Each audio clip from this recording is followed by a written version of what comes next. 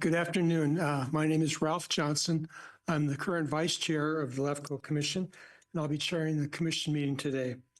I will now call the meeting of the January 9th regular meeting of the Alameda County Local Agency for Mission to order.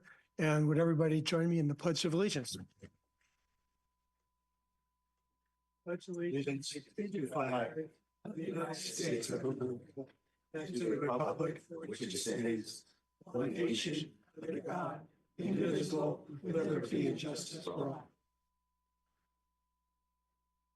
Thank you. Next item will be roll call. The clerk will call the roll. Yes. Vice Chair Johnson. Here. Commissioner Faria. Here. Commissioner Haubert. Present. Commissioner Marchand. Absent. Commissioner Miley. Here. Commissioner Splendorio. Here. Alternate Commissioner McCorston. Present. Alternate Commissioner Tam. Absent. Alternate Commissioner Von Heater Leopold. Alternate Commissioner Warner. Here. Let the record reflect roll call has been taken and we have a quorum. Okay, thank you. The next agenda item is public comment. Anyone from the audience may address the commission on any matter not listed on the agenda and within the jurisdiction of Alameda LAFCO. Commission cannot act upon matters not appearing on the agenda. Speakers are limited to 3 minutes. I do have one speaker card for Constance.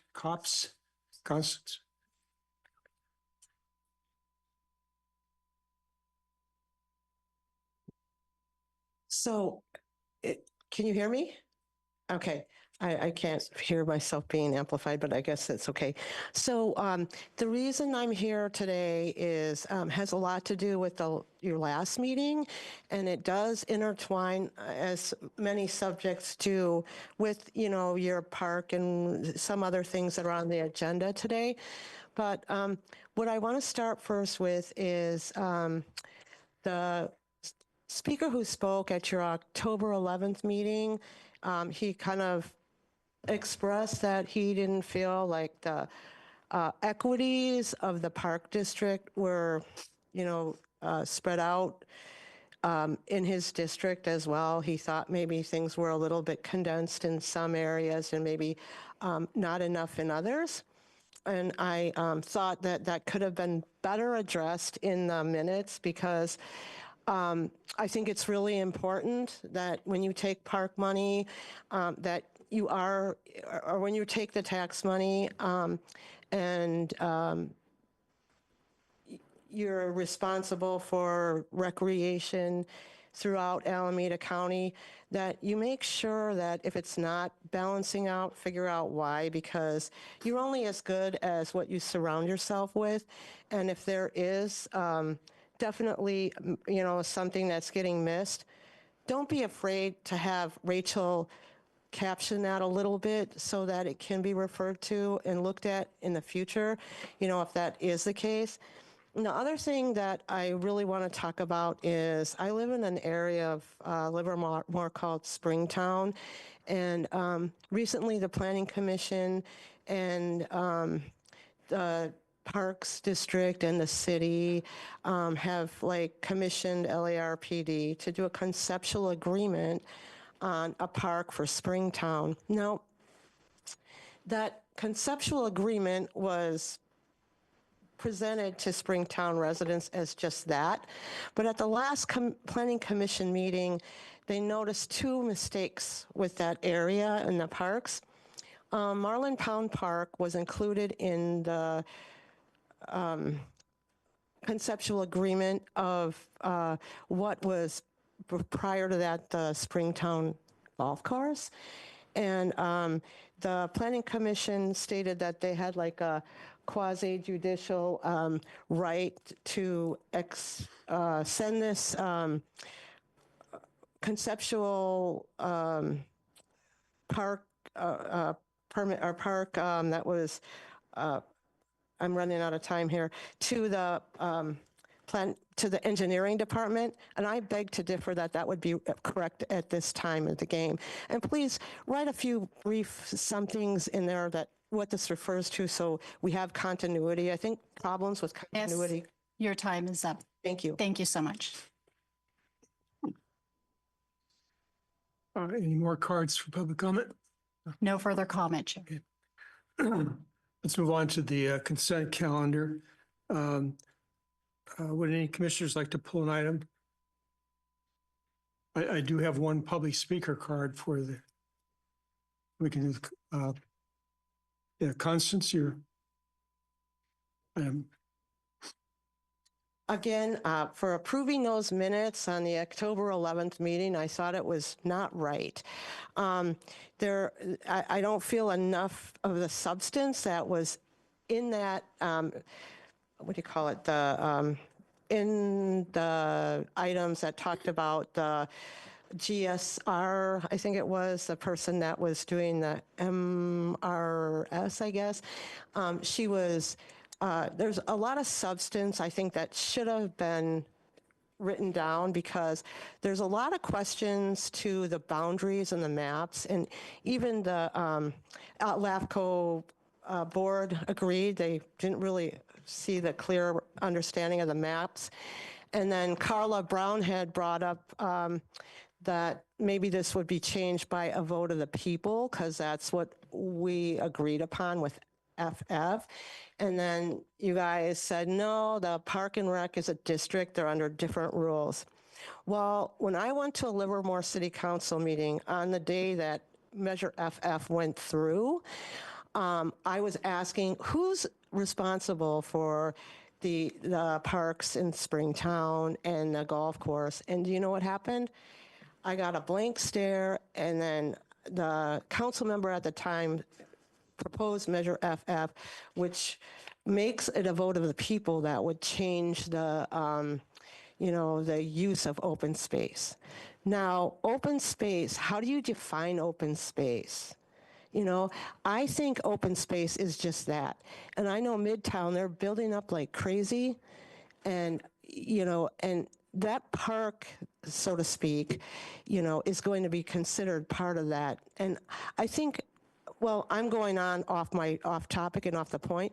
I really suggest you reopen those, that whole subject, if nothing else for the fires that are happening right now in Southern California, because those parks back up to open space, and we need to make sure that we don't leave anything stone unturned, because facts are being swept under the rug, and it's not fair to the people who live there. Thank you.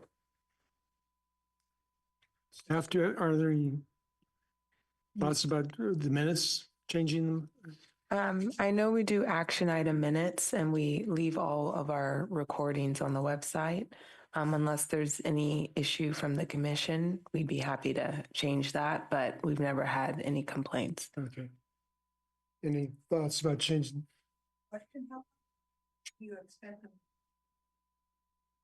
them? They're indefinitely for now.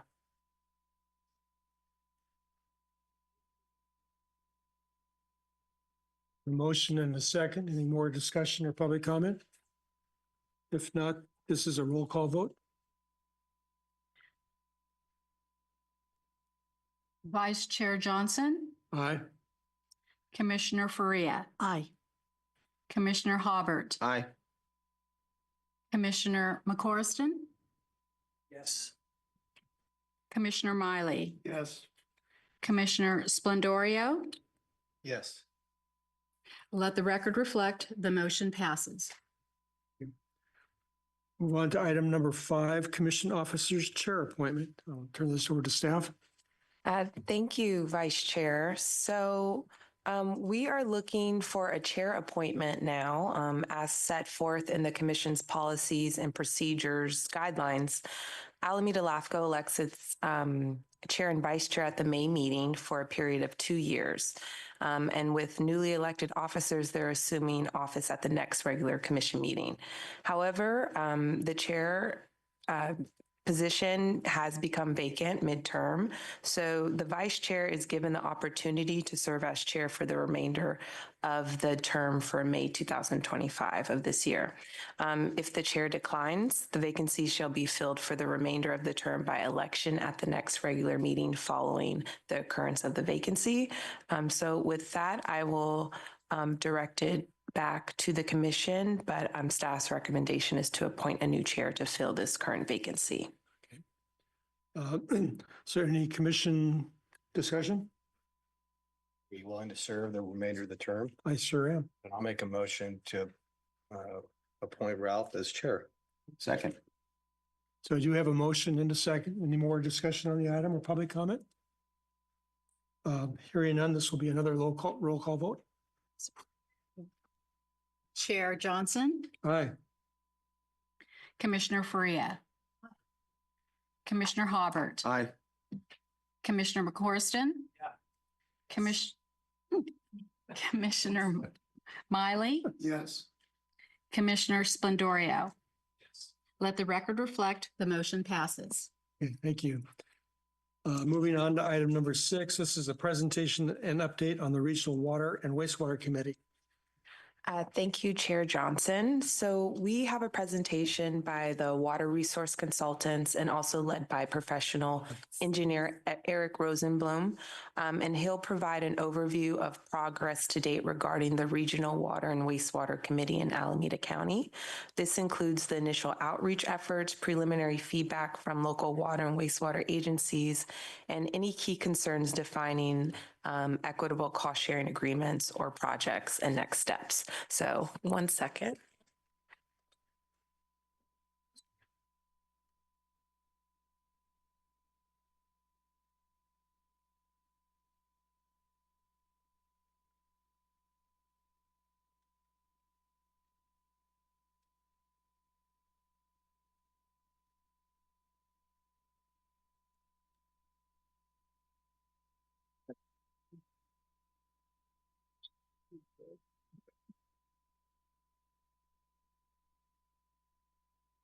Thank you, and thank you also to Chair Johnson, to the esteemed commissioners. It's my delight to be here today to give you an update on the project that we started about a year ago and let you know what we've come to so far.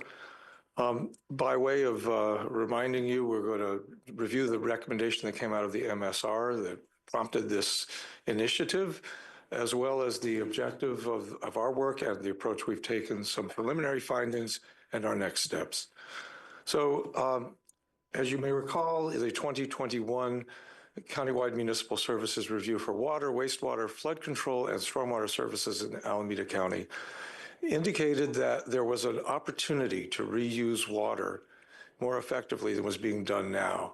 And the recommendation was to establish a countywide regional water and wastewater committee to share practices for collaboration on how the region can recycle water. Again, we really applaud this movement. The challenge is not unique to Alameda County. You see here a map on the left. You've got all the water agencies that supply water throughout the Bay Area and the myriad wastewater agencies that treat that wastewater.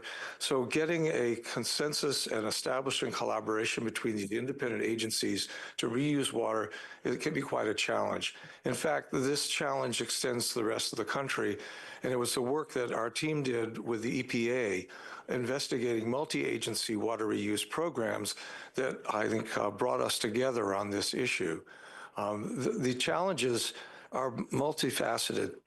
They extend to the governance of the agencies, the regulatory environments in which they operate, the economic situation, as well as management and leadership issues. So our approach to the challenge of coming up with a framework for a countywide regional water and wastewater committee was, first of all, to draw on the national work that we have done, which has now been extended to a project that's sponsored by the Water Research Foundation, in which we're continuing to interview dozens of agencies throughout the country to understand their drivers, their issues, and the solutions that have allowed them to work effectively together. We've also reviewed the planning documents that the agencies in Alameda County have developed to understand their view of how water recycling can be of use to them. It includes not only the water agencies themselves, but also their collaborations in the Bay Area Regional Reliability Plan, as well as the individual city climate resilient plans. We'll talk a little more about climate resilience in a moment. But most importantly, we've taken the time since we started work on this to interview many of the water and wastewater agencies here in Alameda County to understand from their principals, their managers, their directors, what are their key issues, what are the priorities, what are their views of recycled water, what are the barriers that prevent them moving more effectively together in water reuse. And I want to take a moment to acknowledge the time and effort that all of these agency managers have given us in order to better understand their situation. And we've had a series of these 90-minute interviews. They're quite detailed, very candid, and a great deal of information is exchanged there to help us better understand what issues are involved. We've also reached outside the county to talk to some of the agencies which currently have partnerships with Alameda County Water and Wastewater Agency, specifically with the Central Contra Costa Sanitary District and the San Francisco Public Utilities Commission, as well as talking to people on the regional board and stormwater managers. What we heard from the agencies, I think, gave us a better idea of how a countywide regional committee might be effectively configured. The water supply agencies are principally concerned with maintaining a reliable supply of high-quality water. And the things that challenge that, the things that keep them up at night, included disasters, the cybersecurity, earthquakes. Of course, we've all been following closely the events in Southern California and the impact of water shortages on their ability to fight those dreadful fires. They were also concerned about drought, and they have a variety of measures taken to provide water during droughts exclusive of reuse that involve water storage and banking and transfers. Reuse is part of that portfolio, but it's certainly not unique. Replacing aging infrastructure was brought up by more than one agency as one of their key concerns, as well as treating the emerging contaminants that have been lately found in water that need to be regulated and removed. And above all of this, in order to respond effectively and supply water, is keeping rates affordable. Talking to the wastewater agencies, we found a different range of concerns that really began with the regulatory issues, how to respond to nutrient permit requirements that have recently established the need to reduce water nitrogen discharges to the bay by some 40% over the next 10 years, as well as the effect of the increasingly intense rainfall events on wastewater treatment plants. Again, emerging contaminants was a common theme, as was replacing aging infrastructure, adapting to climate change, which is a specific problem for wastewater agencies that are almost always constructed in low-lying areas, and then in common with the water agencies, keeping rates affordable. Now, you notice reuse rarely surfaced at the top of these issues, which raises one important issue, which is that, I wanted to just bring up specifically the issue that came up last year in the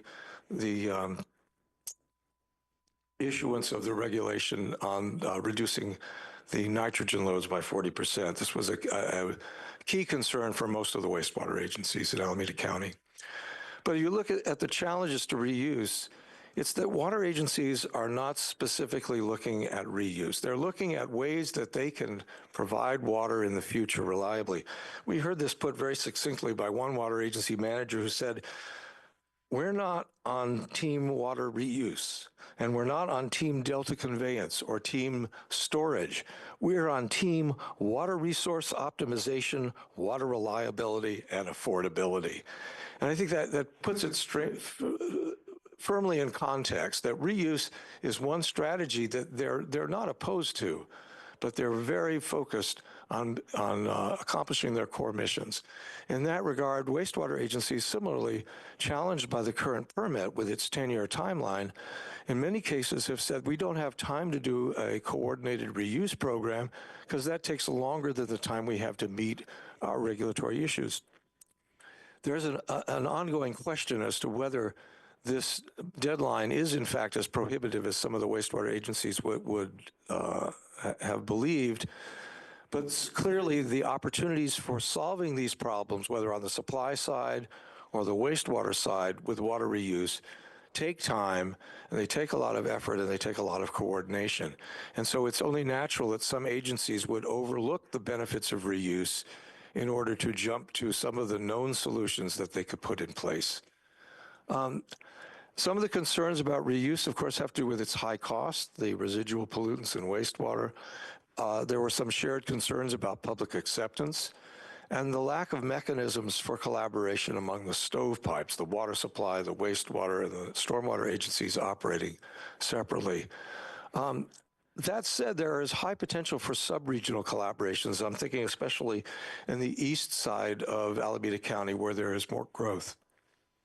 So to put this in the context, again, I'm just sharing some of the highlights of these interviews. We're not yet done digesting all the information we received.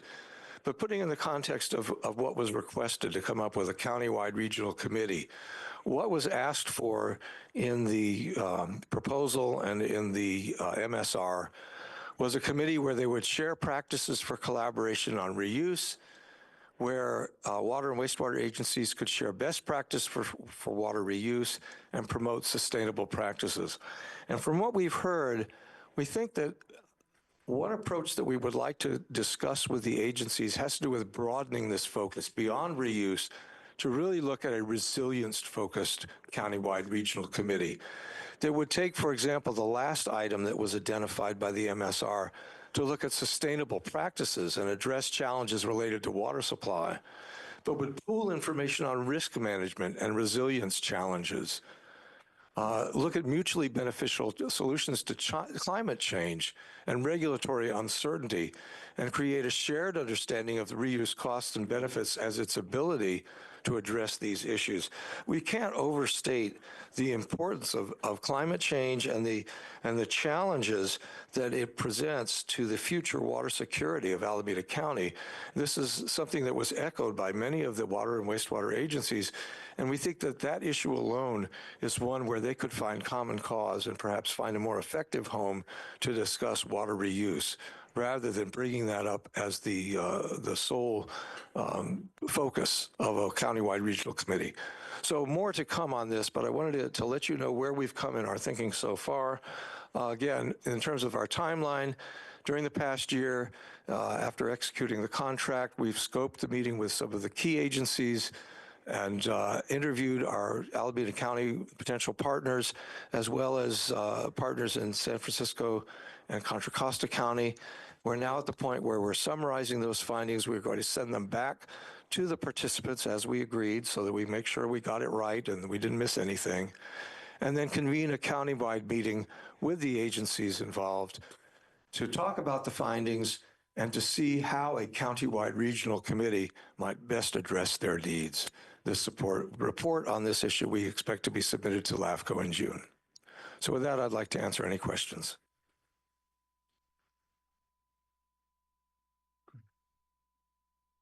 Question, and maybe it's just because I haven't been around that long, but I think it's absolutely great that there's a coordinated effort among all the different entities in our county. I think this is fabulous, but maybe you can give me a little more color. This whole committee is about sharing practices. Will this committee have any authorization, or is it going to go down that path to build strategies and enforce strategies on a collaborative basis? I want to be clear here that what we've suggested as an approach towards that countywide committee is our own thoughts based on what we heard from the agencies. What really matters is how the agencies would like to define this committee themselves. What we all want to avoid, I think, is establishing one more committee for the sake of meeting. And we really want to avoid that by bringing it back to the agencies and say, what authorities might you need to make this an effective group? So I really can't answer that at this time, but that's one of the issues that would be discussed in terms of governance. Just as one example, the Bay Area Regional Reliability Partnership which started as a regional study among water agencies throughout the Bay Area to look at the potential for desalination, emerged as a view into resilience, which resulted in an MOU, which is a legal agreement among the agencies to pool their resources to study resilience. And it may be that something similar would be appropriate here, but I don't want to jump the gun on that. Yeah, a couple of questions. So following up, so what authority does LAFCO have in this respect? And well, we are organizing the committee from that. I think it's still in its infancy. And as Mr. Rosenblum said, we are trying to figure out the best approach for this report and eventually the committee. It seems like resiliency will be a track, but I think from there, once we have an idea of the concept, we would use this committee to figure out kind of what roadblocks or opportunities that some of these agencies can use in terms of resiliency or perhaps wastewater or water recycled use. And then from there, incorporate that into our municipal service reviews, provide directives in that. But I think it's just right now, I don't want to say exactly what will come out of it or what authority LAFCO will wield, but I know it will funnel and help inform our MSRs for sure. And then from there, and depending on what the agencies want out of that, will to be determined. Okay, and then my second question is, are we uniquely approaching this, or are other LAFCOs approaching it similarly? I can say I don't know any other LAFCOs forming a committee for water and wastewater for this recycled reuse or just sustainability, not to my knowledge.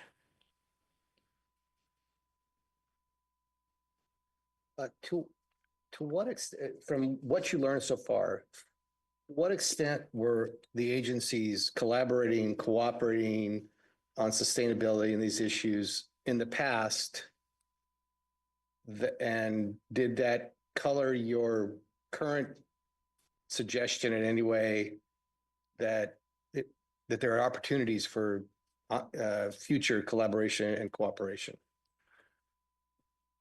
Well, first, the water and wastewater agencies of Alameda County have a wide range, a great number of partnerships that they have established amongst themselves individually.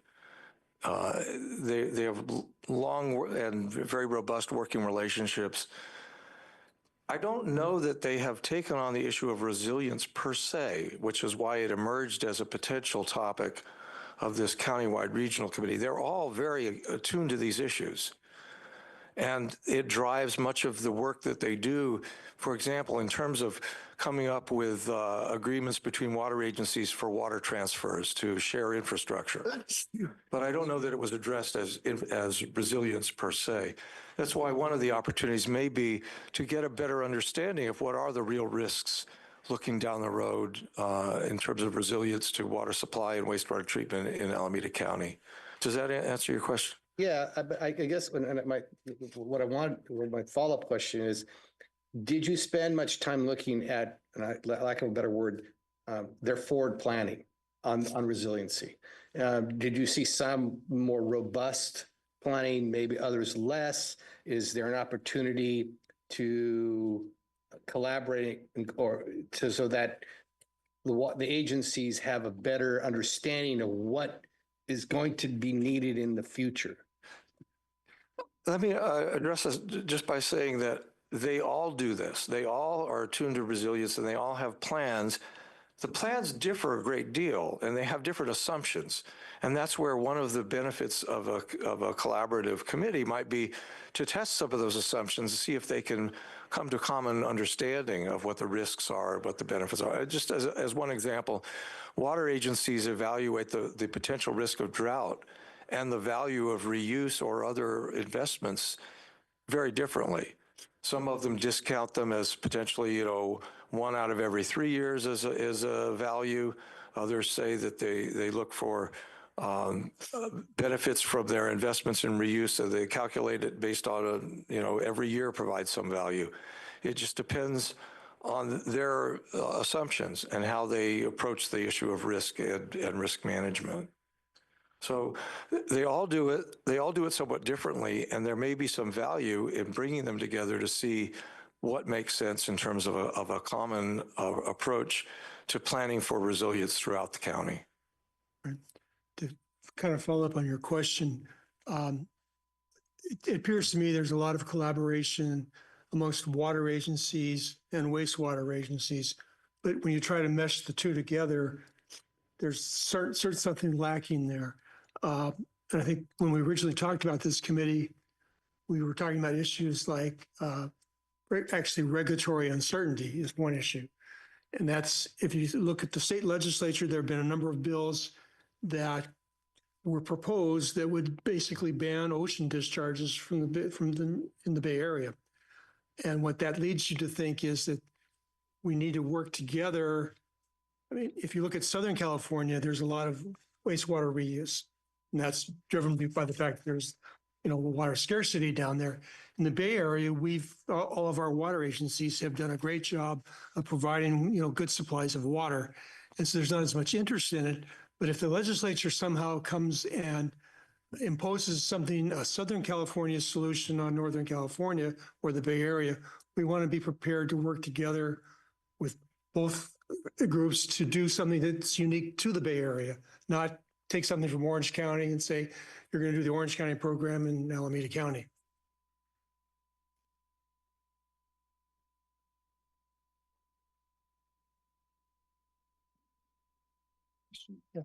So and maybe I missed it earlier, not today, but in the past, what's the fiscal impact of us pursuing all this?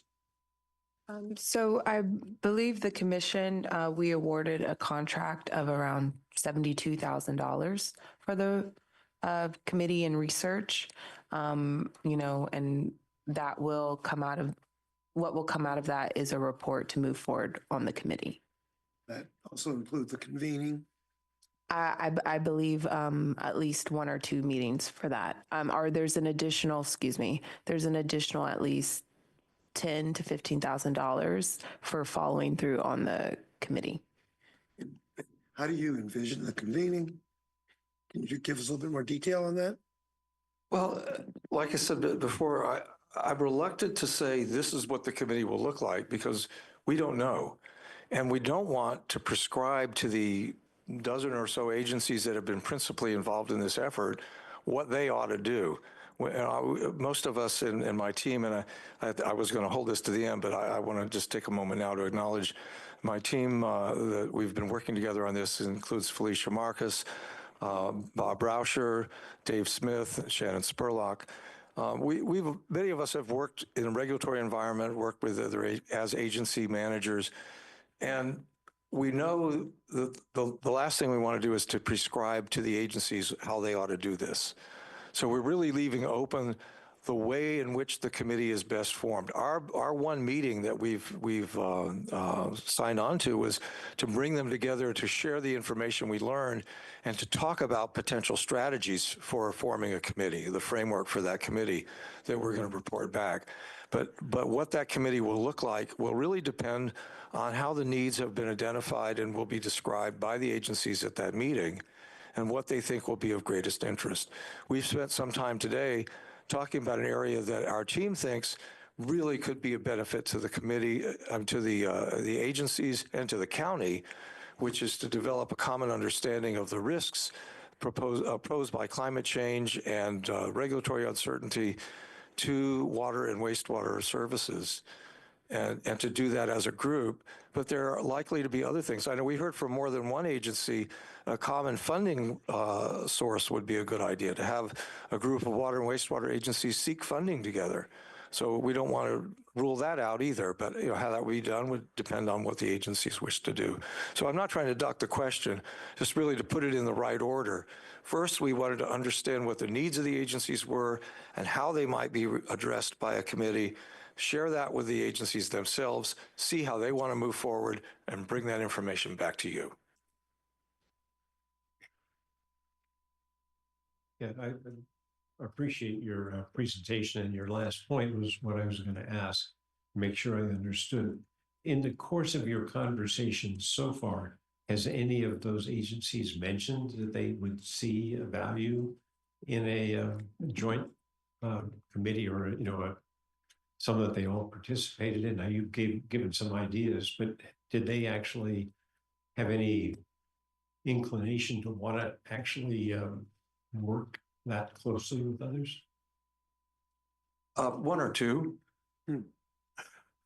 I don't want to be fey on this. There are people, the agency managers are a wonderful group. They're very responsible. They're highly trained professionals, and they're all overworked. And when you bring up the potential of a committee to do something that in many respects they believe they're already doing, their level of enthusiasm is not high. So that's one of the reasons we're so cautious about proceeding with, let's make this committee happen and have a date and get everybody to show up. We really want to understand what will be of value to them. Right. And I think that, as you mentioned, the first step is for them to see value in it. I guess to address your question, as we have discussed their issues with them and circle back generally at the end of the interviews with how some kind of a regional committee might be of interest, we get a much more positive response than we generally do at the outset. And at that point, again, resilience comes up. We've heard from a couple of agencies that they're not so sure a countywide committee as a whole would, but maybe as an umbrella group, and then having subgroups of local clusters meeting more intensely might be the right approach.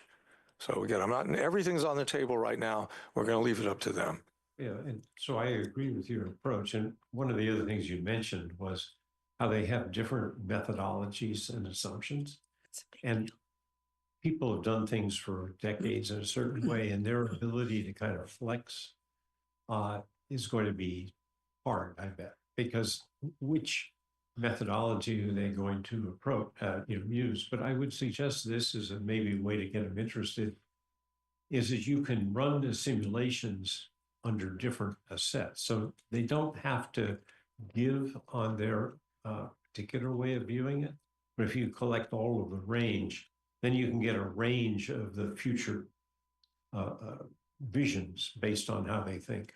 So Yeah, and it may be that's the right thing to look for from a committee, not an answer, but a common approach that can be used with different inputs to come up with different answers. What I was saying is, yeah, the common approach, but actually a framework that can accommodate the different views. So it's not trying to get everybody to agree on what the assumptions are, but on how to process whatever set they want to use. It's a little bit higher level generalization, but allows them to participate without thinking they're giving up power. Perhaps using common tools rather than having a common answer. That's what I meant. Yeah. I do have two speakers. Oh, Dave? Yeah, I mean, there's an old saying, whiskey's for drinking, water's for fighting over. Are we picking a fight, or are we entering a fight? There's a whole bunch of different agencies dealing with water. And all on top of the municipal water providers and water managers. And this seems like a tiger by the tail. And so I guess we could say somebody's got to do it. Why not us? Or we might be saying, let's raise it to a level of the people that really can affect change, because we don't affect change here. But maybe this should be something the state should be doing.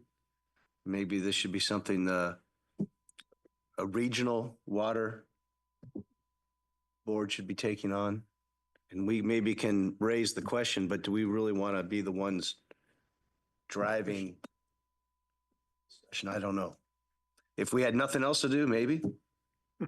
we got a lot to do. Yeah. So I don't know if this is something where we want to accept the report or, how long, how much cost, what part of our share of resources is this topic going to take up? Is this a one and done? Is it going to be with us forever? Is it going to be, how much of our budget is going to be devoted to this? Because it's kind of on the periphery of what our main mission is, it seems to me. Again, super important. Water is life, but it's kind of above our pay grade to some degree. Thank you, Commissioner Halbert. I think that can be determined once we receive the report in June. And then the commission can decide how they want to move forward, if they want to move forward with the committee or if they want to, submit that report or send that report out to maybe another agency. But I think the report would be valuable. So I would recommend that the commission just wait until we get that. June? Okay, thank you. So I do have two speaker cards. The first one is, I can't make out the name exactly, but it's somebody from the Park District. Oh, Livia. Olivia? Hi, good afternoon. Hi.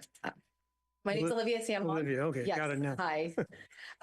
And yes, I'm serving since 2023 as the Ward 5 Director for East Bay Regional Park District. That's a district that includes Dublin, where we are today, as well as Livermore, Pleasanton, Sunol, Newark, and Fremont. However, before that, I did serve for 4.5 years on the Zone 7 Water Agency Board of Directors. And as soon as I started hearing this presentation, I couldn't help myself but fill out the speaker card to speak with you today, because this is a topic that's really near and dear to my heart and something that I'm very passionate about. I've lived here in the Tri-Valley area and been a part of this community for over 40 years, starting as a baby in Livermore and then attending elementary school here in Dublin. And my elementary school here in Dublin is the site where there can potentially be a connection between East Bay Mud and Dublin San Ramon Services District, DSRSD. And this was a topic that came forward to the Zone 7 Board of Directors when I was serving on that board. And I know we had approved that project. I'm fairly confident DSRSD approved that project. And I think it fell apart with the East Bay Mud portion of the approval of the project. And I think what you're talking about is so important and so critical for all the different agencies to work together. And where East Bay Regional Park District comes into play, our history, we started when East Bay Mud identified surplus land that could be used for open space recreation. And that's how East Bay Regional Park District started in 1934. So there's a strong history between East Bay Regional Park District and East Bay Mud from that perspective. We also work very closely with San Francisco Public Utilities Committee out in the Sunol area. And certainly if you get to the point where you want to do this committee, I would really enjoy being considered to be a member of the committee. It is something that's really important to me. And I want to close by sharing a little bit about Shadow Cliffs and how important that area, the Chain of Lakes area, is to this topic about potable reuse or recycled water and our Livermore Amador Valley groundwater basin. That is the deepest part of the groundwater basin here in this area and so vital to our water supply for the Tri-Valley area. And at that Chain of Lakes, there has been conversation about our ability to be able to have what's called indirect potable reuse, to use this wastewater and put it into the groundwater basin for storage for severe drought years. And I think where Shadow Cliffs comes into play, that's the recreation component. And there's a major project right next door to Shadow Cliffs with the Cemex Elliott Quarry mining project, which we reviewed in 2019, 2020 while I was on the Zone 7 Board of Directors. And there's a lot of opportunity to work with CEMEX, to work with LARPD in terms of connecting Shadow Cliffs with trails along the Arroyo del Val to Lake Del Val. And so I think there's a really great opportunity here thinking about recycled water. Thank you. Thank you. So Kelly Abreu is the next speaker.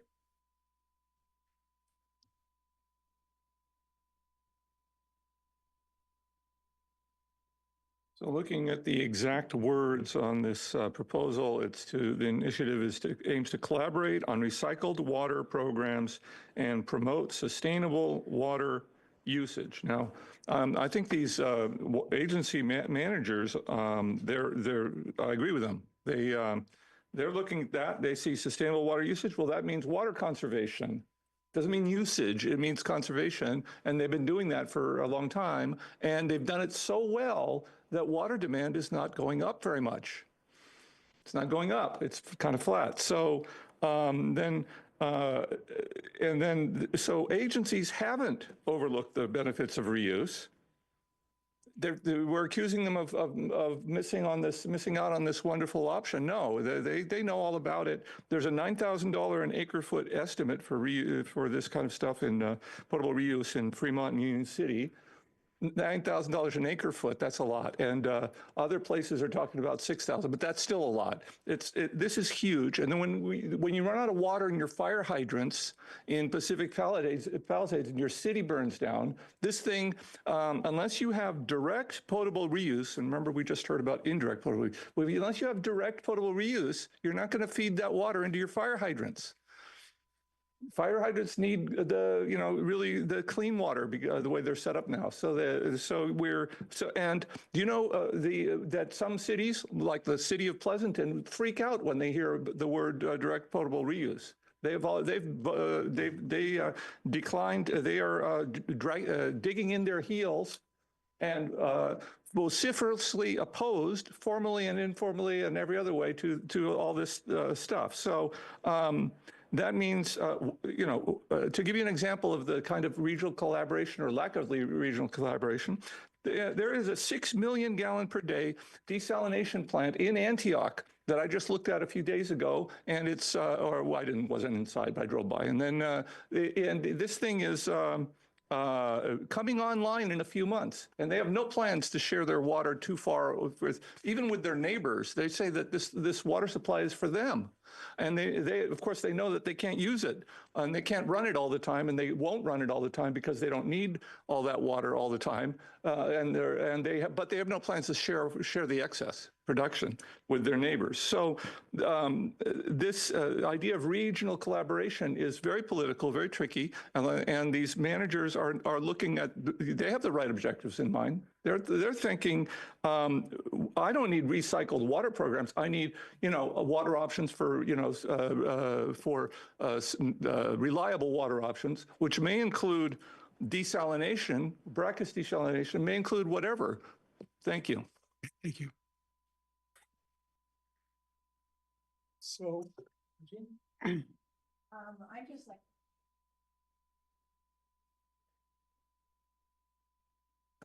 Through various. The water and waste.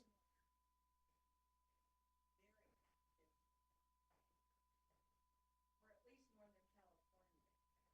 Some of you may know DSR is the process of buying wastewater from Central Sand so we can increase our recycled water volume and hopefully partners that courses up to 680. Commissioner Von Heater, your mic is off. Thank you. Is that better? Yes, thank you. I'm sorry. I'm sure the commission heard. Anyway, the point being that I appreciate the report, and I know we were sort of encouraged to do it, but the fact is that to the extent possible, and please remember our geographic outline, it's difficult to be sharing things, water, wastewater, with people on the other side of the hill, just simply because of the geography, excuse me. One of the things we jokingly looked at is, some of you may be aware that the Lavma pipeline has 2 pipelines over the hill.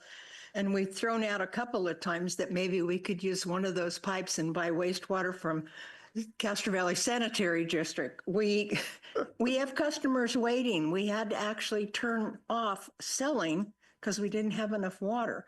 So at least in the Tri-Valley, through efforts, I've been involved with DSRC for over 30 years. So through those efforts, we have at least regionally here in the Tri-Valley done as much as we possibly can.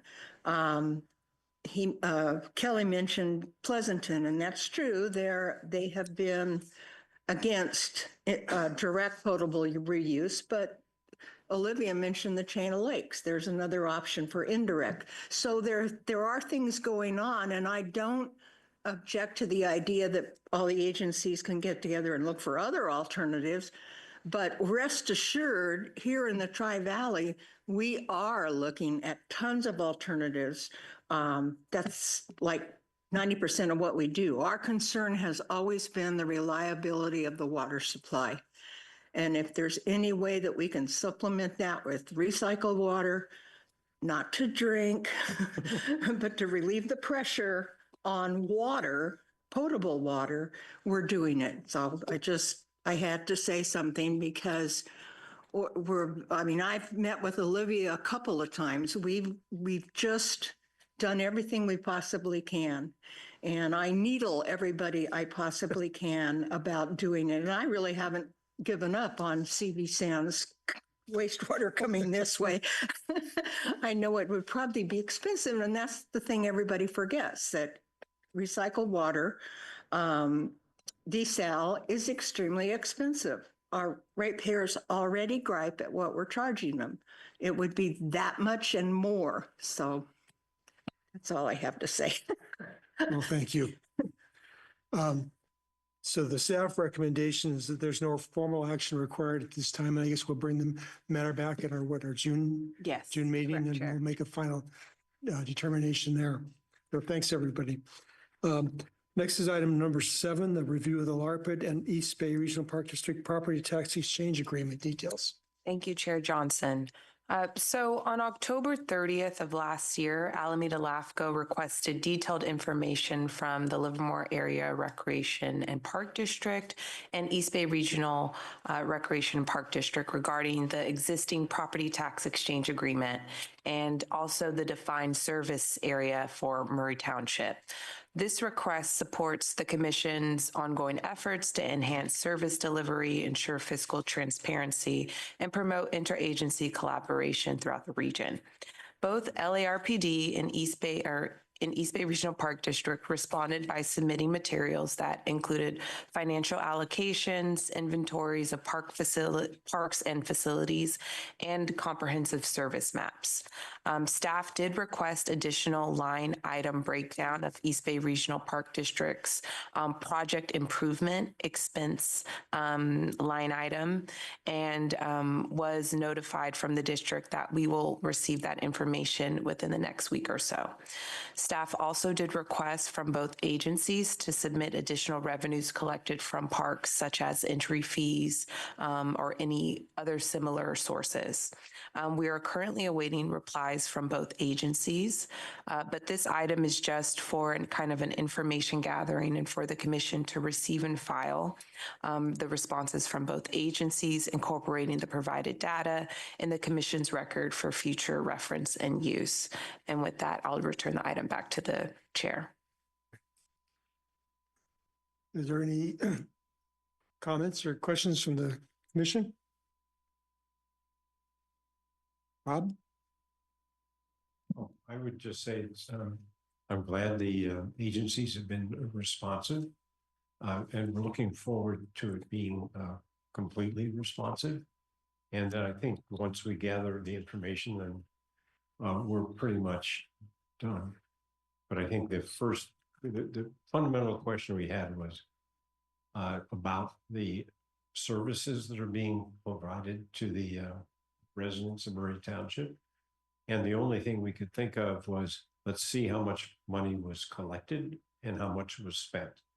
And then the numbers will speak for themselves. And I would say that it was also been pointed out that it's not within the purview of Lab Code to talk about the contents of a tax sharing agreement. But we're just looking at this from a services point of view and then just getting the numbers. And so once we have the numbers, then we can decide what the next step might be. But I think collecting the numbers is towards the end of the obligations of LAFCO and purview. That's my take. Anyone else have any thoughts on that? I have a question, and it has to do with the municipal service review that's been brought up that that may be an avenue to address. And I wondered if that was something that was being looked at as a possibility. I believe out of the municipal service review, it was looking at a special study. And I don't know at this time if that's needed or required, but depending on when we receive all the data, that can be something that the commission can look into to see if we do need a special study to look at this in more detail, to look at the boundaries as well as the revenues. Thank you.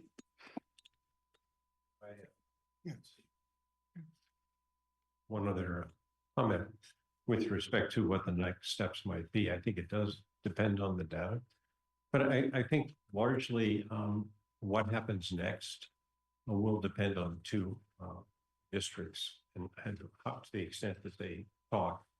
And we're just in the role of, here's the information, here's the context, and then they have their own issues to work through, is the way I would phrase it. Other thoughts? I do have some speaker cards, so let's do those first. I've got 3 from LARPID and 1 from East Bay Regional Park District, so I'll sort of alternate. The first one will be Matt Fuzzi from.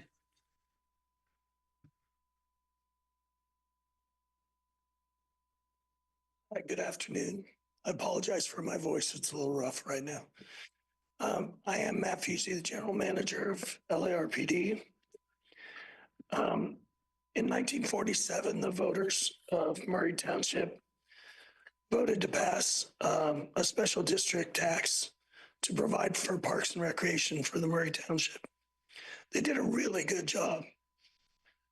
Since then, we've only had to go back to them one time to ask for an additional augmentation, and that was for maintenance purposes.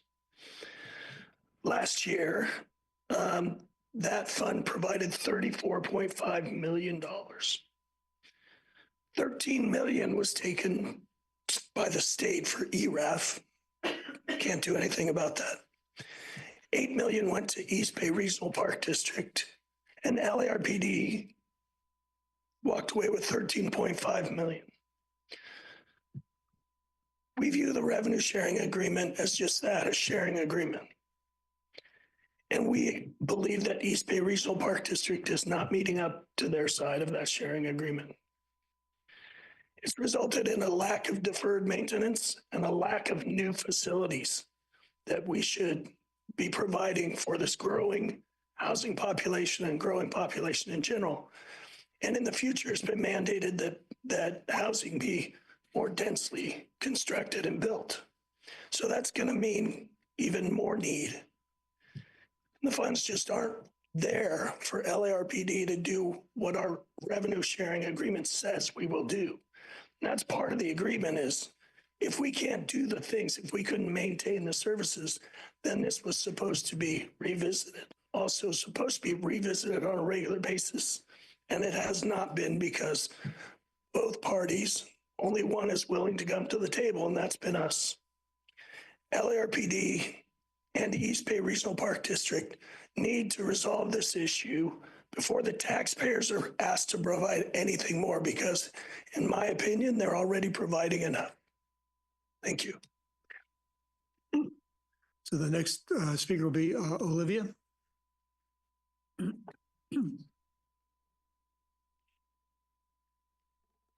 Hi again. Thanks so much for having me. I'm Olivia Sanwong, your elected director for East Bay Regional Park District for the Tri-Valley area. And again, I have yet to receive any sort of outreach from LARPD to meet with them. And so I think it was very false what was just shared, that I'm not willing to come to the table to discuss this, because I've never been contacted to meet with the LARPD Board of Directors on this topic. And I think that there's a lot of misinformation actually that's been being shared by LARPD, and I want to address some of this in my public comment. For over 30 years, the Livermore area has benefited from being a part of East Bay Regional Park District through this 1992 tax sharing agreement. And East Bay Regional Park District, we operate on a regional scale. We achieve efficiencies that reduce the per acre cost while providing essential services such as wildfire management, habitat restoration, and aerial and marine patrols. These services, combined with the economies of scale, ensure safe and well-managed open spaces for Livermore residents within a broader regional network. Signature parks in the Livermore area span approximately 22,000 acres. These parks include Del Val Regional Park, Brushy Peak, Camp Arroyo, our 28-mile Ohlone Wilderness Trail that's part of a 9,700-acre wilderness, as well as nearby sites at Shadow Cliffs and Morgan Territory. By comparison, LARPD's largest open space park is Sycamore Grove at 847 acres. And I really think that it'll be really difficult for LARPD to scale up to provide safe access to open space at the same scale as East Bay Regional Park District. What LARPD is proposing is full de-annexation of East Bay Regional Park District from the Livermore area. They do not want East Bay Regional Park District for Livermore to be a part of East Bay Regional Park District. And I don't think it needs to be a zero-sum game. It shouldn't be either or. I think we can work together to find solutions. Earlier, I mentioned how CEMEX has extended their mining permit at the Elliott Quarry next to Shadow Cliffs. And I think we have a great opportunity to work together between East Bay Regional Park District and LARPD on that trail along the Arroyo Del Val from Shadow Cliffs to Lake Del Val. And I think that we can partner with CEMEX on this project, and we can get together and we can talk about this. Brushy Peak, right now, it is a partnership between East Bay Regional Park District and LARPD. East Bay Regional Park District manages about 1,979 acres of Brushy Peak area, and LARPD manages about 500 acres of Brushy Peak. Are there ways that we can find more efficiencies to help LARPD in terms of the cost to operate Brushy Peak? In regards to Morgan Territory, real quick, Morgan Territory, yes, it's an unincorporated Contra Costa County. However, it's just a few miles from the county line. In fact, all of the addresses for the houses between Alameda County to the staging area of Morgan Territory have Livermore addresses. Those houses are part of the Livermore School District, and they vote in those elections and send their students to Livermore schools. And so while it is in Contra Costa County, thank you, it is part of the Livermore area. Thank you. So the next speaker is David First.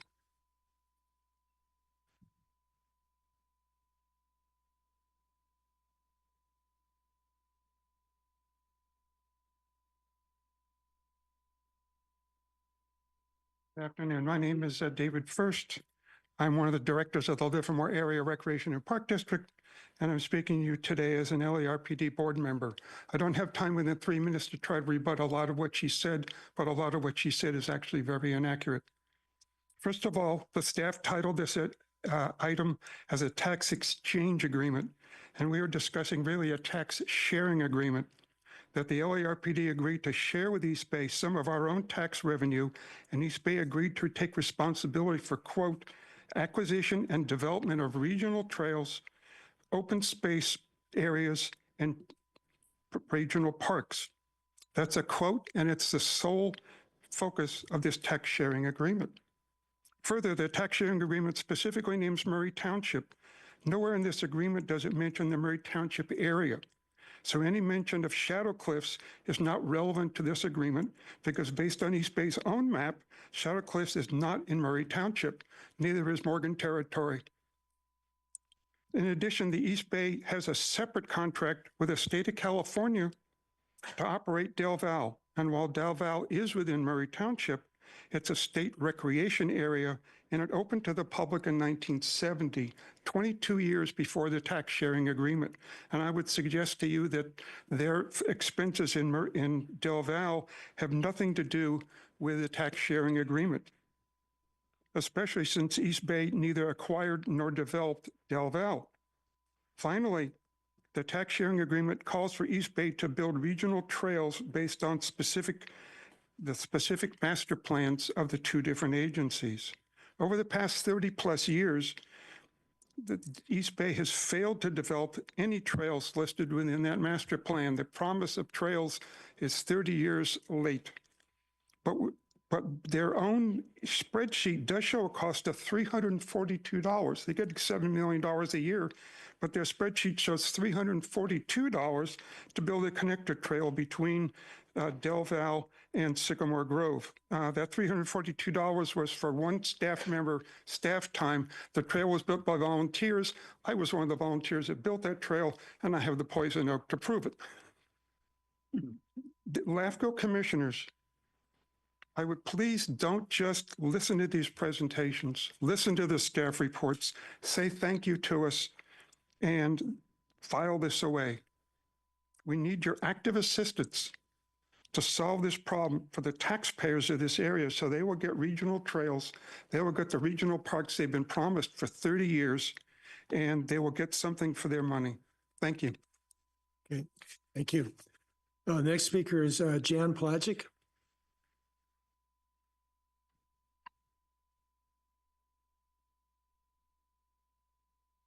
Hi, I'm Jan Palajak, the current chair of the LARPD Board of Directors. As you can see by the people who have spoken so far and by the data that's been submitted by both agencies, there's a vast difference in the way that we each view the tax sharing agreement. LAFCO has previously stated that they want to facilitate meetings between our two agencies. We request your continued participation in this process. Thank you. Let's see, Constance Cup.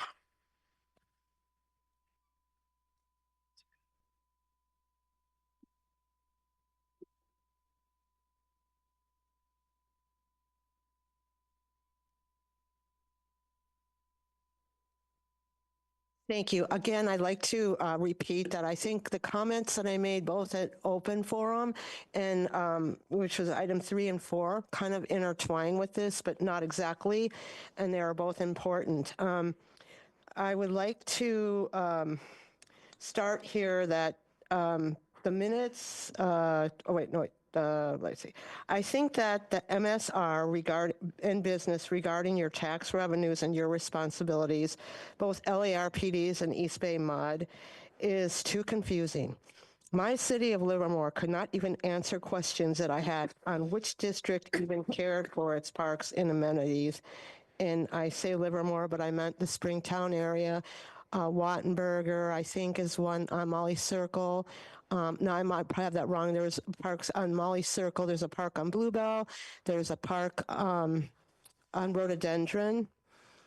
And instead, you know, when I, let's see, I had, cannot even answer questions. I had on which districts cared for its parks and amenities in Livermore.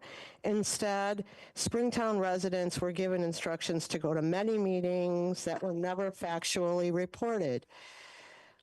Do not approve the LARPD annexation at this time. For years, I have been asking questions regarding to maps, parks, recreation, and who is responsible for what in the parks of Livermore. They reacted by proposing Measure FF to protect this area as if this was an answer to my questions. I've always kept at it for true answers. Instead of answers, our bureaucracy sends you to other meetings, LARPD, Planning Commission, City of Livermore, Springtown Association, 2 meetings at the Elks, to Darren Greenwood, who is a public works person, all confusing the issues and always creating untruths, you know, unfair and inconsistent without continuity. I really think that we need to put this again in the light of day, and you need to iron out your problems and your discrepancies in the light of day. I don't think it's appropriate that Mr. Warner is chairing this whole thing either, because, you know, he was, you know, one of our Livermore City Council members. I don't think John Marchand would be appropriate to weigh in stronger than anybody else.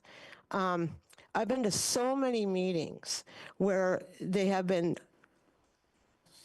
how do you say, they cherry picked whatever happened at the meeting, whoever was in charge of that meeting. Nothing was ever, Thank you. ever Thank you so much. correct. And here's a written, Ms. Cope, I have written your time is up, statements of ma'am. what I have here, 2 pages. You have Thank 3 you. minutes. Your 3 minutes is up. And Thank here you are my so 2 much. pages. Thank you so much. David Lund is the next speaker.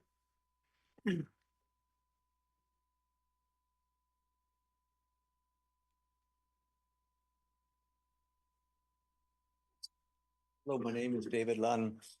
I know some of you here. I think I met Ralph Johnson 45 years ago when I walked into Zone 7 and got a job as a civil engineer trainee, and never thinking that I'd be there for 30 years.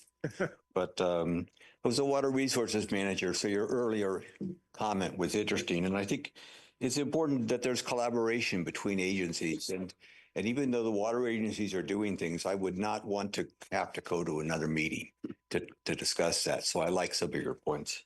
But anyway, on to trails. I think it's important that you try to return like in 4 months or so and just say, have these 2 agencies actually met?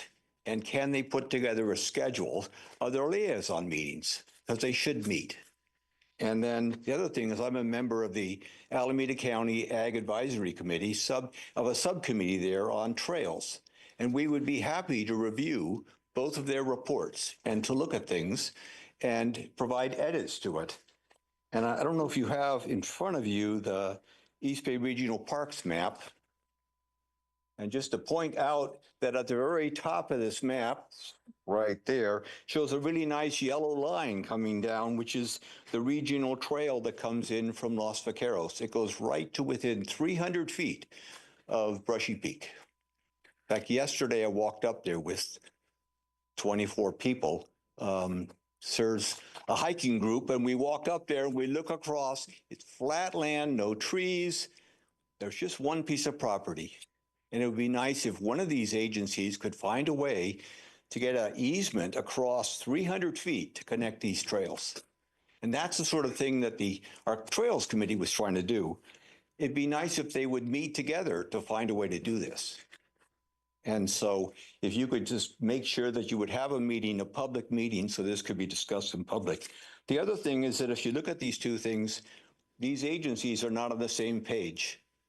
So it'd be nice if that trail, which is shown completed, if you look at the LARPD map, it's shown as proposed. That trail has been there for 10 years or more. So it'd be nice if they could be on the same page. Also, I like the fact that East LARPD puts a table of all their future trails and maps, but East Bay does not provide that. It'd just be nice if they would add a few of those things. Anyway, please, so I'd like you to do is come back in several months, and our trail subcommittee would be happy to help them and work with it and provide edits, okay? Anyway, thank you very much. Thanks, David. We all enjoy the trails from both parks. So our last speaker card is Kelly Abreu.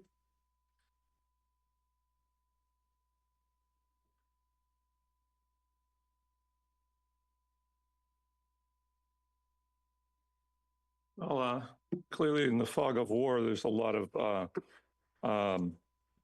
facts that are getting distorted or misstated. For example, going back to the Lake Del Val thing, which was 20 years before the agreement went into effect, but to say that by the way, they didn't spend any money on building that Lake Del Val. Well, they didn't build the lake, but all that stuff around the lake, you got to all those little buildings and toilets or whatever. Somebody put those in. I doubt that the state paid for that. I think it was the East Bay Regional Park District paid for that. So that costs a lot of money. But apparently the agreement is to spend is to create new parks and trails. And in the last 30 years is a long time. So how many of them have been built and where are they and that kind of stuff. And if there aren't enough, then it's a simple answer would be to go and build some more. and have them, either one of them or either whoever's responsible should pay for it, or they should split it 50-50 or whatever. But just instead of fighting each other about the money, they could agree on some stuff to do and go do it. And one of the things they could do, besides the trail across the Quarry Lakes area, there is something called the South Bay Aqueduct, which is a giant canal that runs along the east side of Livermore, outside of Livermore, and outside of just east of a mile east of the Lawrence Livermore National Laboratories, and then keeps on going all the way to Fremont and San Jose. And it's not always a canal, but there it's an open canal and it's got a road next to it, and that's another trail opportunity. They could go and put in gates and put in garbage cans and have people on their lunch breaks going and running up and down that canal and maybe sitting on some benches at lunch from the Lawrence Livermore. And that would be a nice thing. And by the way, they also want to build an industrial park just to the west of that, in between the current boundaries of Livermore and that body of water, that river, artificial river. So that would be a great place to put a hiking, recreational facility. And these, I think the fight about that people aren't getting paid is going to be distracting from the real issue, which is how to provide the residents of not just Livermore. Livermore, they are paying for it, but if somebody built a Disneyland in Arroyo Mocho or somewhere, or Arroyo del Valle, that would still serve Livermore. Thank you. Thank you. So that's the end of our speaker cards. I'm going to turn this back to Chairman or Commissioner Warner. I would like to make one comment about, when we serve as LAFCO commissioners, we kind of put our LAFCO hats on and come at issues from the LAFCO perspective, and we kind of get our own individual backgrounds to kind of filter that out. So, Bob. Yeah, I'll just building on that. I'm not on the Livermore Council. So what I would say, and I think what we've seen here, and frankly, is that this meeting is somewhat premature, or at LAFCO, frankly, because we did not receive the materials we asked for. And what we said to the various parties is that once the materials are provided, then we'll hold a meeting, Rachel and I, and just sort of figure out, what are the significant difference of opinions, assumptions, et cetera, put it together. And it's not clear at all what LAFCO's role is in this, because it is a tax sharing agreement. But it does seem that LAFCO looks at services and are they adequate. So as I said earlier, the question is, one measure of whether the services provided have been adequate is in relation to the monies collected. And that's the key question here. And what we don't have is a list of complete yet of how much money has been spent in Murray Township for each of the major projects, so that we can just make a simple determination. I think once the facts are on the table, then the two parties can come together and we can have a conversation about where they want to go next. Now, they are supposed to be coordinating their financial plans, et cetera. To what extent? Not so obvious. So there are a number of potential paths forward, but I don't think this LAFCO should do anything at the moment other than say, thank you very much for the partial information. Please provide us with the information we asked for. Simple. And then we'll go from there. Because you heard a lot of anecdotal, well, this trail, that trail, da-da-da. That's all just in the noise. Let's just see the complete picture and be done. And then it's up to the organizations, once they see the complete picture and what the facts are, then they can dispute the facts amongst themselves if they want. But I think the LAFCO role is not the activist role in this. It's, is there one appropriate? And the various organizations have the ability to initiate proceedings if they want to. They haven't yet. So let's just let this play out. And again, I urge the districts provide the information we ask for. Now, I understand, Rachel, we have been told we will get it now. Correct. Yes. And that's within the next week or so. Yes. So let's just get the information. Both sides will see it. And then Rachel and I will ask for a meeting of the districts so we can talk about it. We haven't had that chance yet. And that's where I would say it. I think my recommendation at this point is let's just steady as she goes, calmly, and get the information and hold the meeting. Dave? Yeah, we received a letter from the executive director of the East Bay Regional Parks District, which says that they would like to continue their discussions with LARPD. And yet in fact, maybe Matt, you could come back up to the podium and describe, because I thought I heard you say that they haven't come to the table, and maybe it's they haven't come to the table with everything that we need them to. What has been the discussions so far, and where are you in that process, and what more do you need? Because if we're going to sit and wait, we should have clarity on what it is that we're waiting for.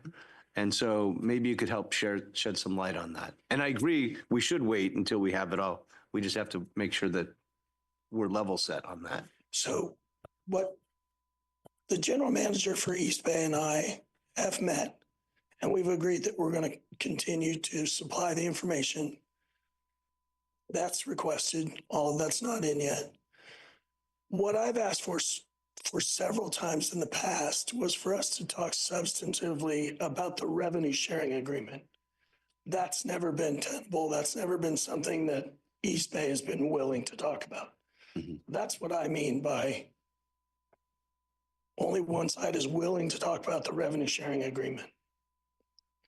So that's why it's important that we do that before we ask for taxpayers' money, either party.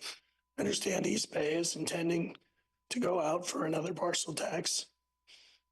We may be forced to. And every time that's come up, I've spoken to East Bay and said, we really need to solve this issue before we do that, because we'll get eaten up by the taxpayers, and rightly so. Mm-hmm. So we're working through this process.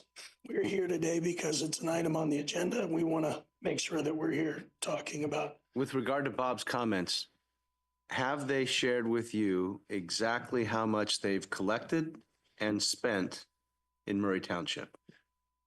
We have approximates. We don't have any detail on revenue, none on revenue other than tax revenue. Mm-hmm. So we're waiting for all of those things to be revealed. Okay. We know what our numbers are. We've provided them. Frankly, should have pushed the button before the holidays. Mm-hmm. I got back and reviewed the material yesterday. So ours is coming in tomorrow. Okay. But we're working through the process as East Bay is. I think that, to be clear, that's the numbers that we're suggesting be discussed. How much has been collected, how much has been spent. So thank you, Matt. I'm looking forward to that concluding.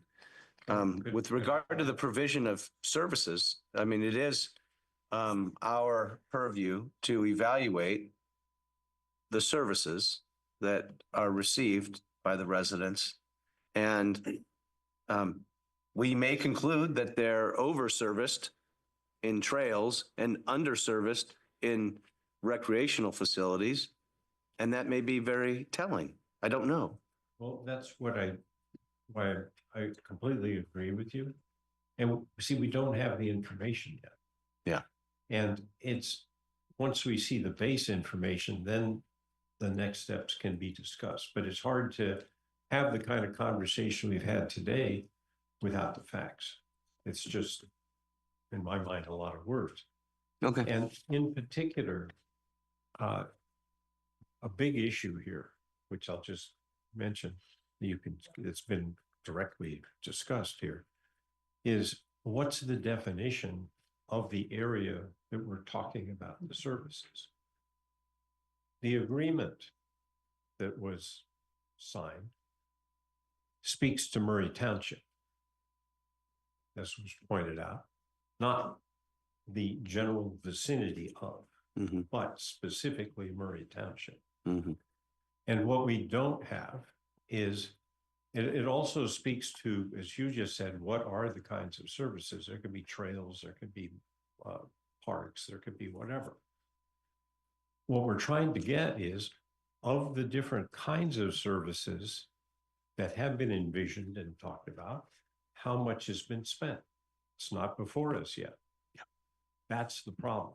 So we can have general conversations, but without the facts, what's the point? So that's why I say we're behind schedule, because we weren't given the information. It's available, but we weren't given it. And let's just let the process play out. There's nothing to get, it's, how many years have this been messed up? 30 years or whatever. So letting it calmly happen is where we got to go, I believe. Let's just get the data. I have the meeting. Last question. When are you looking to go out for tax? Because you're planning this around whether or not you go out and how you go out and how much you go out for. So 2026? we are not. What we've done over the last, I've been with LARPD for 6.5 years. What we've done was we got our budget in order. We got our house in order. We took care of our pension obligation bond. We've looked at how much revenue we can make. We've maximized that revenue. But we still have determined that we don't have enough to do the amount of deferred maintenance that we still need to do. So that's one of the reasons why we want to resolve this, because there is tax dollars there. It's just not being used for our purposes or the purposes of, maintaining the parks to an adequate level. So we've not made any determination. But this conversation started with East Bay coming to me and saying, hey, we're going to go out we're thinking about 2020 to go out for parcel tax. This is what initiated the conversation in 2018 with the previous general manager. When the new general manager came on, we had a similar discussion and a similar outcome where I said, we got to get our own houses in order before we go to the taxpayers. So LARPD's board has not discussed going out for a parcel tax. They've not decided to go out for a parcel tax. We did a pension obligation bond to take care of that issue. And the rest of the time we've spent getting our house in order. Thank you. Georgine? Your mic's off. Or is it on? If I could reach you. Do we actually have a copy of the sharing agreement? I believe that was included in the MSR report, but Okay. if not, I will find it and share it. Okay, because my question would be, and I think this is going to be the rub, is the definition of services. East Bay Regional Park might think open space is wonderful services, and LARPD wants playground. So I think that's going to be some of the issues that the committee's going to have to eventually deal with. It's not going to be how much money is spent. It's going to be somebody defining what is adequate services or whatever the agreement says. Again, I don't know what it says, but. And it is clarified in that agreement where East Bay Regional Park District is mostly focusing on regional trails and also improvements of other trails, while LARPD is just maintaining their own recreational facilities. So we're just talking about trails for East Bay Regional Park. We're not even talking about parks. And and parks as well. Okay. I could just say, that's the list that we're trying to get is that the agreement does mention various things, and there's also catch-all, vague. But specifically, there are different kinds of services enumerated, called out for as anticipated to be done. Okay. This is 30 years later. And the question is, have they been done? Pretty straightforward. But we'll just see once we get the facts. But I would just say there's a lot of attention been paid to this content of this agreement. But remember, tax sharing agreements are not LAFCOs here. They just have to exist. But the question is, are the services? And so the reason for going back to the money is you could always say that the community deserves more services. But if there isn't money, I don't think LAFCO says, well, then let's impose a tax. Right. That's not where we go. So the first question is, of the services that have been enumerated and money has been collected, has the money been spent for them? That's very straightforward. That's the beginning of the conversation. But it is clearly, you're able to get that data and enumerate it, so let's have it. Not a lot of words around it. Let's have the data.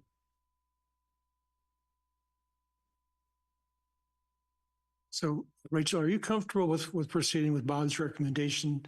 Do you need anything from the commission itself? No. I got some stuff I want to talk. Okay. All right, well, so we have three alternatives in front of us. Well, those aren't exclusive, just those is receive and file, and then we wash our hands. I think that's what that means. And I don't think I'm hearing that from anybody. All right. I hear, and then the second alternative is continue the item for consideration at a future meeting and provide direction to staff as needed. And I think Commissioner Warner is probably advocating for that. And then the third one is do nothing and wait for somebody to come back to us if at all. I think alternative 2 makes the most sense. I don't know if we have to set a time at this point. I mean, we meet March and May and July, but if that's, but I will, but now I'm going to give some unrequested opinions. So I'm going to make this akin. Unfortunately, I watched a few Westerns over the holidays, and this has been entertaining. You guys are all in the same room here, but it's akin to me, that one side's on the bluffs way over there, the other side's on the bluffs way over there. And every once in a while, there's a volley of shots and hoping that something happens. Maybe somebody gets hit.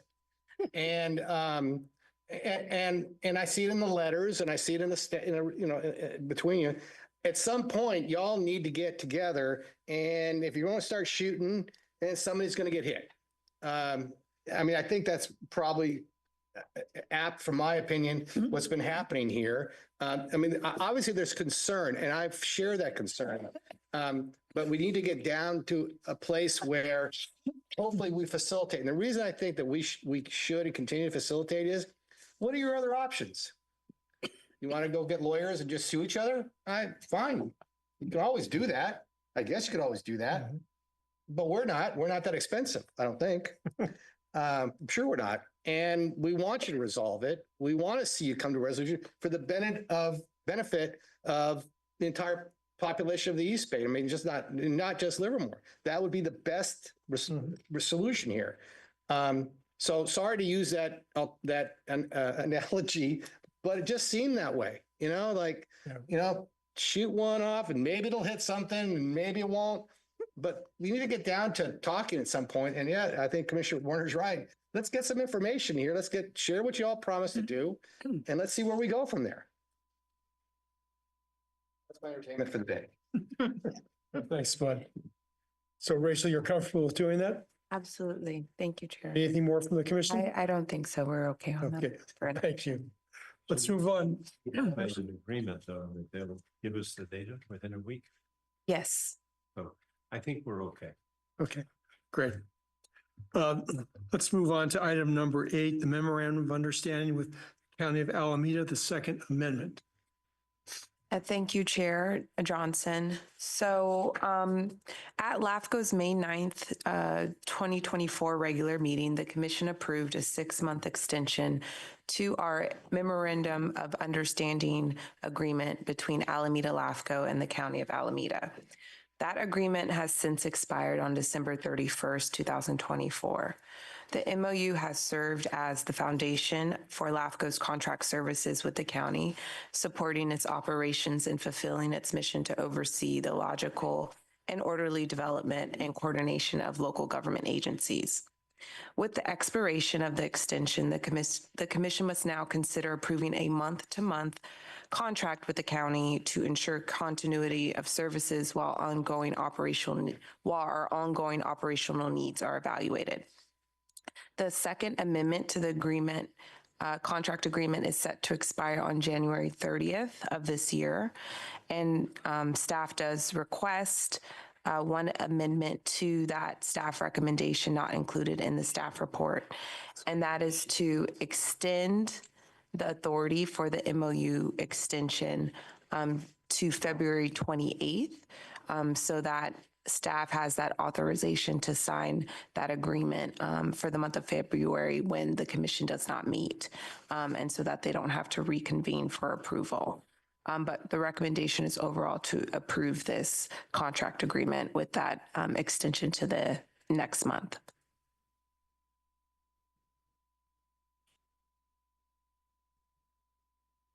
Question. Do you anticipate needing an additional extension beyond February or whatever the date is? Most likely, yes. Okay. Is it permissible, Andrew, to give our executive officer permission to sign another extension without having to come back to us on a month-to-month basis? I mean, I guess we're going to meet in March. We can do it then, but I just think if we're going to need more time, why don't we just solve it now? So you actually have outside counsel on this, so okay. I'm going to allow your outside counsel to answer that question. Thank you, Commissioner. Yes, I think you can allow for additional time so that you do not have to keep coming back. But I think the thought was that you were going to get updates anyways. Correct me if I'm wrong, Executive Officer. But that was the thought, to bring it back for your March meeting anyways. Correct. And I just think Commissioner Splendorio's question is so that I don't have to keep coming back, staff doesn't have to keep coming back. If we can give staff, executive officer, blanket authorization to approve those month-to-month amendment agreements. Yes, I think you can. 30th. Okay, through June 30th. Through June 30th. Correct. I know we expect reports. I know our committee is going to be meeting, but I just, it's like, what else are we going to do? Yeah, that makes sense to me. It does.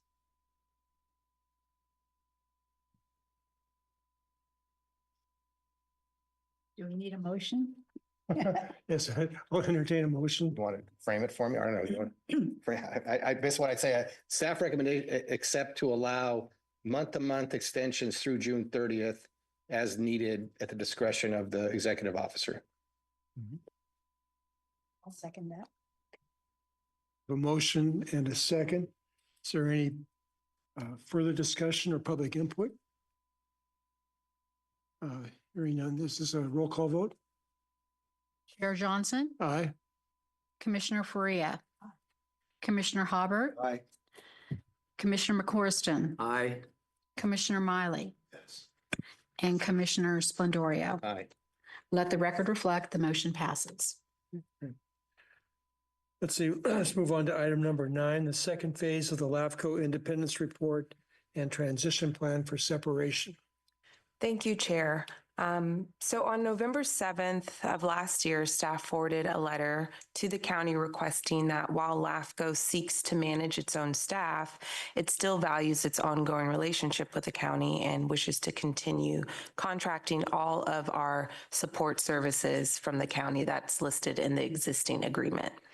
In response, LAFCO received a letter from the county dated December 20th of last year stating that the county will continue to provide LAFCO its statutory services, but will assist Alameda LAFCO in achieving staffing independence through separation from the county. The report has been amended following this notice from the county for separation, and Alameda LAFCO, the commission will now consider approving this second phase of the independence report prepared by our consultant, Roseanne Chamberlain, offering next step for LAFCO's financial aid and operational independence from the county. Unfortunately, Roseanne is not here today, but the report overall advises the commission and staff on how to move the commission from being administered through Alameda County to operating independently, both financially and as its own separate employer. The report builds on previous recommendations and details the major changes needed, anticipated challenges, potential benefits, and estimated timeline for completing this transition. At this time, and it was included in the staff report, there was a phase one of this transition, which recommended that the commission look into having its own separate bank account as well as bookkeeper. At this time, staff would like to amend that request and have the Policy and Budget Committee review these potential vendors and come back to the commission with that or with accepting those vendors in a competitive bid process. As for now, staff is just asking the commission to accept and file the report, and I'll come back to the commission at the next regular meeting with that next transitional phase. Any discussion? I would just like to share in regard to the service providers that were put forward. The Eden Health District did change their service provider to 5-star and have had very good customer service and banking services. And they are, the finance director at Eden Health District would be available to answer any questions and be available to you to get any information regarding that transition. It will be a year next month, and everything has gone very well. Thank you for that. Good question. When you go through the process and you're looking at different vendors, how long is that going to take? For this, I would say just about a few weeks, a month to a few weeks. No. So you're looking at different banks, different banks, bookkeeper, CPA, and liability insurance for right now. Pretty quick. Also, and we will be looking at legal counsel eventually, I think, at the next meeting.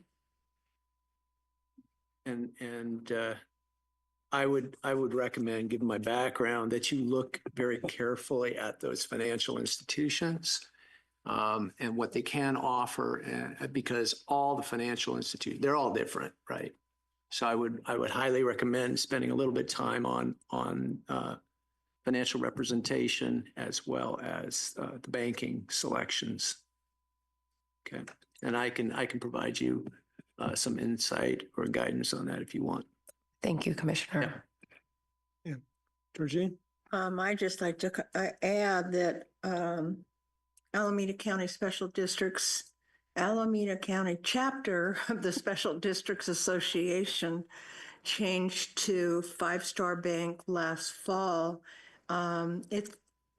It is kind of strange for the older person in me to not have a physical bank to walk into, but they handle everything electronically very well. It is very handy, very convenient. It's just a matter of getting used to the idea that you're doing everything on the internet. Which I don't trust to start with. So anyway, but they're very good to deal with. And the person that we have dealt with, I can give you his card too. He's been extremely helpful in setting the whole thing up. We do billing electronically. We collect payments. Well, you know that because you already paid for dinners and things like that. So it's been good. Thank you, Commissioner. So what has to happen is a competitive process, right? So what you're taking now are names of people to invite to be in that process. Correct, Commissioner.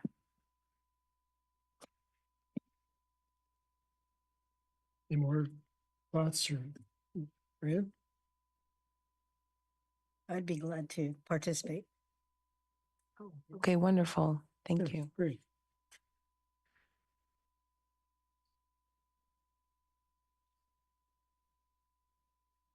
So I guess what we're going to do is continue the item to a future meeting. Is that right? Yeah, yes. Just to accept and file the report for right now, and then I'll come back to the commission later with those recommendations. Okay. Is everybody okay with that? Okay. It's good. So, but there's a recommendation for in the staff report. Are we not? I'm confused here. Or what are we? So for right now, if you could just take a motion to accept and file the report, and then I'll come back to the commission with those recommendations. Make that. Sure. I'll make that motion. I just have a motion. Sure. I have a motion and a second. Any further discussion or public input? Hearing none. Roll call vote. Yes, Chair. Chair Johnson, Aye. Commissioner Faria, Aye. Commissioner Hobart, Aye. Commissioner McCorston, Aye. Commissioner Miley, Yes. and Commissioner Splendorio. Aye. Let the record reflect the motion passes. Thank you. So the next item is matters initiated by members of the commission. We'll start with Bob. No, Georgine?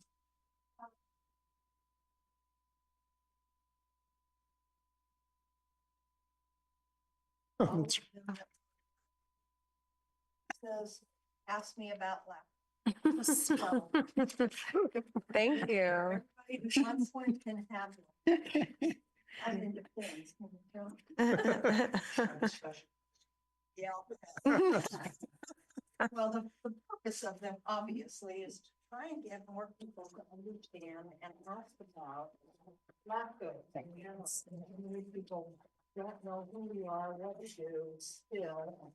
And so that's. Commissioner, your mic's off. Sorry, I missed these at the conference. Michael? Thank you, Georgine. No? Very good. Go ahead. Any comments from staff? On these wonderful, from the executive officer report, excuse me, got distracted. I just wanted to report back that staff provided a detailed response on the draft environmental impact report for the Arroyo Lago residential project. It concludes by reaffirming, staff just concludes by reaffirming its willingness to collaborate with the city of Pleasanton and project developers to achieve a solution that aligns with the goals of that project. And we do expect most likely that project will come to LAFCO as an annexation proposal within the next few months.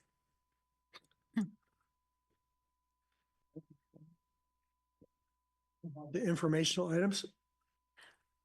Nothing major to report back on that. Just wanted to note that commissioners with terms ending in May are Commissioner Von Heater Leopold and Commissioner Marchand. Okay, thank you. So with that, it looks like we're ready to adjourn the regular meeting. So the meeting is adjourned.